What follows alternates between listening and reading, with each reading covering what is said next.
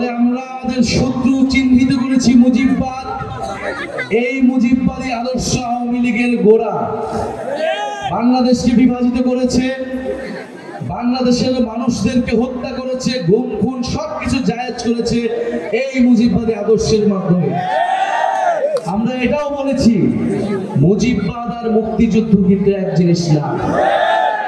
ফলে আমাদের এই মুজিববাদীদের হাত থেকে আমাদের মুক্তিযুদ্ধকেও রক্ষা করতে হবে, বাংলাদেশের জনগণকে রক্ষা করতে হবে, ভবিষ্যৎ প্রজন্মকে রক্ষা করতে হবে।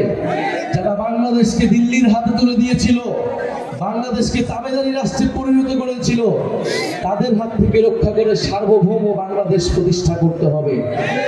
সেই লড়াই আমরা জানি, রাজবাড়ীবাসীকে আমরা পাশে পাবো। রাজবাড়ীর সাহসী সন্তানেরা জুলাই গণ অভ্যুত্থানে শহীদ হয়েছে।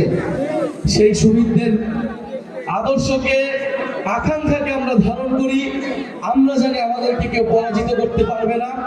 আমরা জানি আমাদের শত্রু মিত্রকে, আমাদের লক্ষ্য কি। প্রিয় রাজবাড়ীবাসী কি জানে তাদের লক্ষ্য কি? আমরা কি জানি আমাদের লক্ষ্য কি?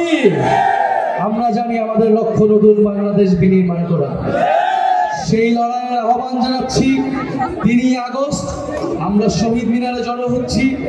রাজবাড়ীবাসীকে আহ্বান জানাচ্ছি, আজকে 17 জুলাই, সময়ের স্বল্পতার কারণে আমাদের সংগ্রামী সদস্য সচিব আক্তার হোসেন কথা বলেনি।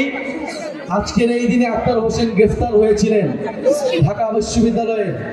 এই গণ অভ্যুত্থানের বৈষম্য বিরোধী ছাত্র আন্দোলনের প্রথম রাজবন্দী হিসেবে প্রথম কারাবরণ করেছিলেন এই আক্তার হোসেন।